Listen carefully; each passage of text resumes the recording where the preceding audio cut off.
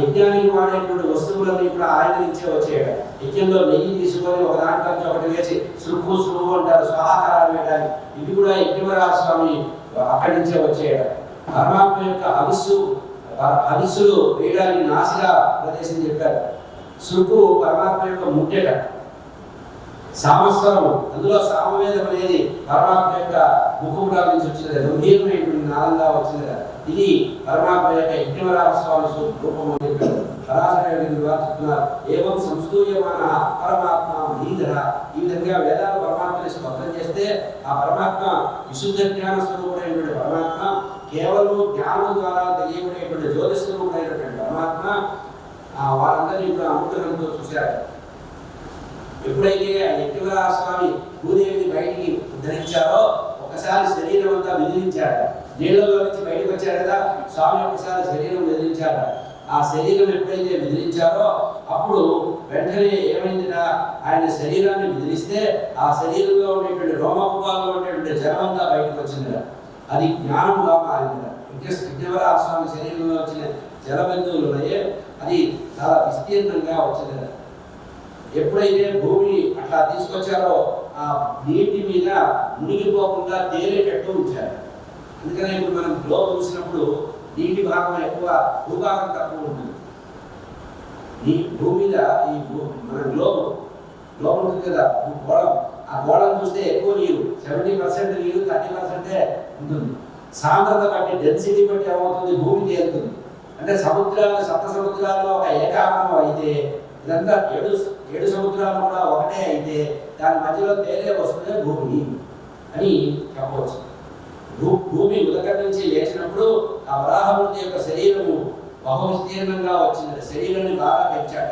నీళ్ళలో ఉన్నప్పుడు చిన్నగా ఉండేటువంటి స్వామి బయటకు వచ్చి పెద్ద రూపంతో వచ్చాట. చాలా అందంగా ఉన్నారట ఆయన యజ్ఞవరాజ స్వామి. పర్వత ఎప్పుడైతే అంతకుముందు మహాప్రళయం వచ్చి పర్వతాలన్నీ తగలబడిపోతే మళ్ళీ పరమాత్మ తన సంకల్ప మాత్రం చేత ఆ నీటి మీద భూమిని తయారు చేసి ఆ భూమిని ఉద్ధరించి ఆ భూమికి భారం పెరగడానికి, అంటే భూమి నిలబడడానికి పర్వతాలను సృష్టించారు. ఇదంతా యజ్ఞవరాజ స్వామి చేశారు. ఇంతకుముందు ఉండి మహాప్రళయం వచ్చినప్పుడు తగలబడిపోయి బూడిదైపోయింది కదా, వాటిని అన్నింటినీ కూడా మళ్ళీ తన యొక్క మంత్రపూర్వకంగా దివ్య చక్షువులతో కళ్ళతో అట్లా చూడటం వల్ల సముద్రం మీద, భూమి మీద పర్వతాలు వచ్చేయడం. సప్త ద్వీపాలు, భూలోకము, భూలోకము, సుమలోకము, మహోలోకము, జన్మలోకము, తపోలోకము, అట్లా 7 కింద లోకాలు, 7 ఊర్ధ్వ లోకాలు, చతుర్దశ బ్రహ్మాండాలను పరమాత్మ సృష్టి చేశాడు. ఇంతకుముందు ఉన్నవే అవి మహాప్రళయంలో వెళ్ళిపోయినాయి.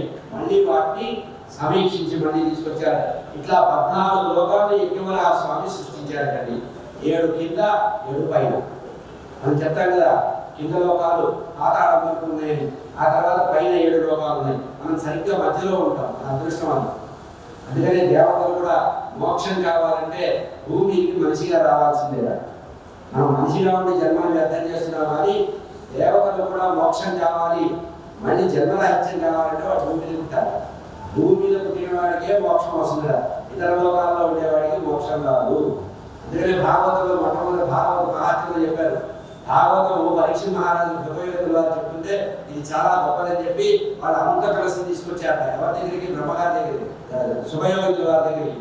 అయ్యా, పరీక్ష మహారాజు 7 రోజుల్లో చచ్చిపోతాడని లేదా మీరు భాగవతం చెప్తున్నారు, ఈ అమృతం తాగమనండి, అతను బతుకుతాడు, ఈ అమృతం మీకు ఇస్తాము, ఎక్స్చేంజ్గా మాకు ఈ భాగవతం అంటే.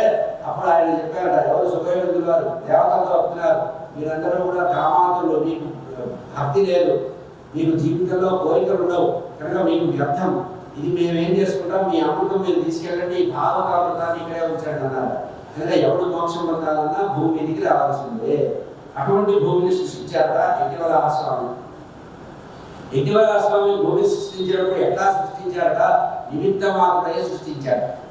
అంటే నిమిత్త మాత్రమే సృష్టించారంటే అర్థం ఏంటంటే, మనం సంపాదించిన సంపాదన బ్యాంకులో దాచిపెట్టిన తర్వాత ఒక టోకెన్ తీసుకొని ₹1 మనం డ్రా చేస్తాం చూసారా, అట్లా ఆయన చేత ఉంచబడిన వస్తువు ఆయనతోనే బయటకు వచ్చింది. అంటే ఇందులో నాదేమీ లేదన్నట్టుగా నిమిత్త మాత్రగా పరమాత్మ నిమిత్త మాత్రత్వాన్ని ఆచరించారు. ఇక్కడ స్పష్టంగా చెప్పారు, నిమిత్త మాత్రే ఆసౌ కర్మణి.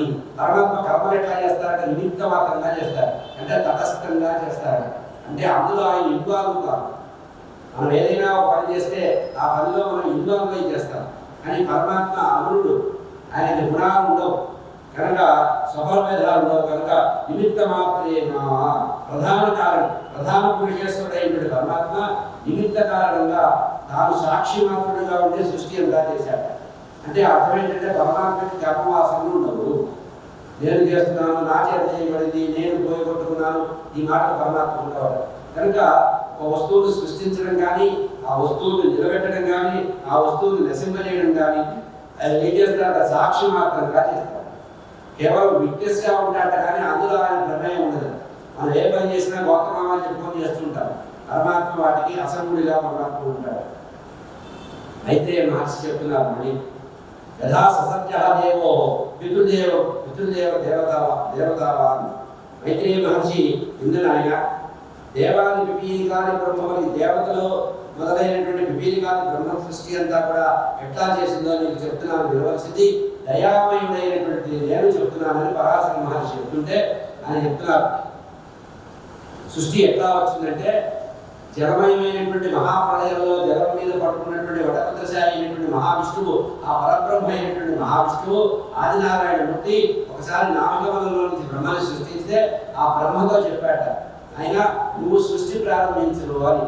అయితే ప్రారంభించమంటే ముందు జీవుల్ని సృష్టించలేదట, ముందు జీవుల్ని సృష్టించలేదు. మనం కూడా సంసారం చేసి సంతానాన్ని పొందేటప్పుడు మనం సృష్టి చేస్తున్నామని చాలా మోసపోతుంటాం. ముందు మనం చేయవట, అది చెప్తున్నారు ఇక్కడ. తమోమోహాన్ని సృష్టించాడు. మోహం కలిగితే కానీ శరీర స్పర్శ జరగదు.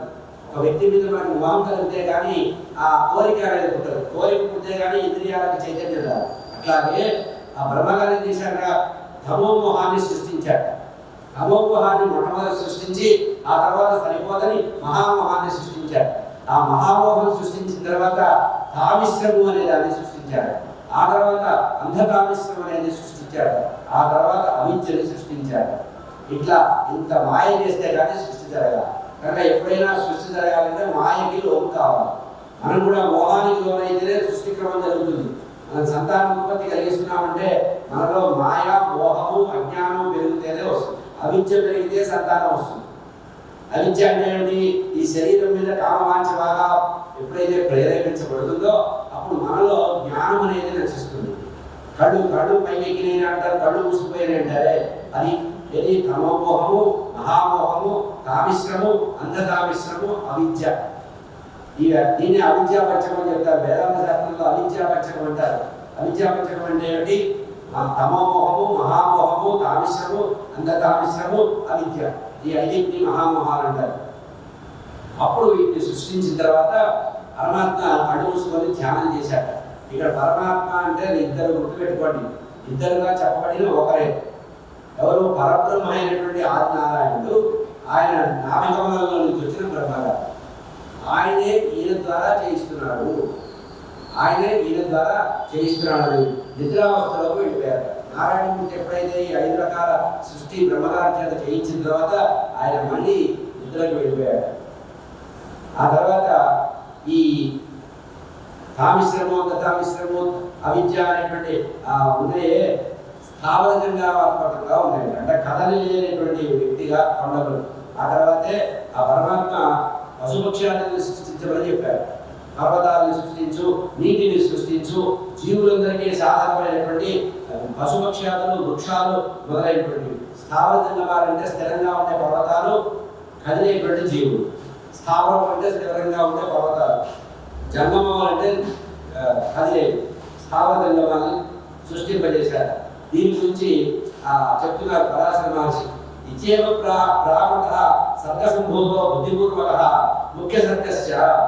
ఈ విధంగా మైత్రేయ మహర్షికి చెప్తే అప్పుడు మైత్రేయ మహర్షికి ఒక సందేహం వచ్చింది కదా, అయ్యా మీరు ప్రాకృతంగా 3 ప్రాకృత సర్గల గురించి చెప్పారు, వాటి గురించి నాకు బుద్ధిపూర్వకంగా ఆ ప్రాకృత సర్గల గురించి వివరించమంటే పరాశర మహర్షి చెప్తున్నారు.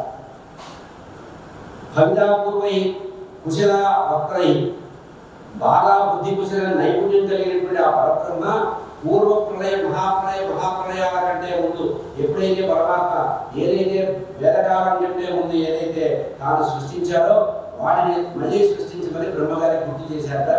అప్పుడు వేదోక్తమైనటువంటి స్వవర్ణ భేదంతో వర్ణాశ్రమ ధర్మాలు ఆచరించడానికి, వర్ణాశ్రమ ధర్మ అనుష్ఠానం కోసం ఆయా కర్మలు చేయడానికి కర్మలు సృష్టించారు పరమాత్మ. బ్రహ్మగారి ద్వారా సృష్టింపజేశారు. బ్రహ్మగారు ఎట్లా సృష్టించారంటే తాదాత్మ్యం పొంది సృష్టించారు. పరబ్రహ్మేమో అగుణంగా సృష్టించాడు, ఆయనకి భావం లేదు. పరబ్రహ్మేమో గుణకర్మలు లేకుండా తటస్థంగా ఉండి సృష్టించారు. బ్రహ్మ మాత్రము పూర్వకర్మలని దృష్టిలో పెట్టుకొని ఆ కర్మల మీద మనసు పెట్టి చేశాడు. ఆ చేసిన తర్వాత ఒకసారి మహావిష్ణువు యోగ నిద్ర నుంచి లేచాడు. యోగ నిద్ర నుంచి లేచి ఆయన సృష్టి క్రమంలో ఈ పరిణామాన్ని చేశాడు. ఆ పరిణామం చేసిన తర్వాత ఆయనే మళ్ళీ శరీరాన్ని మార్చుకొని ప్రళయకారుడిగా మారి శంకరుడిగా మారి మొత్తం సృష్టి లయింపజేశాడు.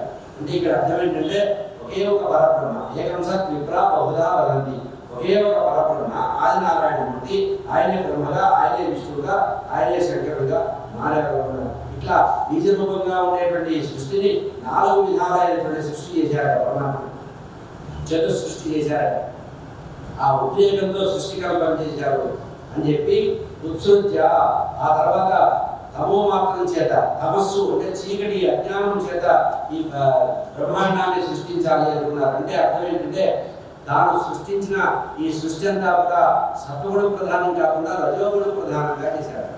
ఈ రజోగుణ ప్రధానంగా సృష్టి చేయడం వల్ల అంటే పరబ్రహ్మేమో సత్వగుణంతో సృష్టి చేశాడు. అంటే బ్రహ్మగారిని పరబ్రహ్మ ఎట్లా సృష్టించాడు? సత్వగుణంతో సృష్టించాడు.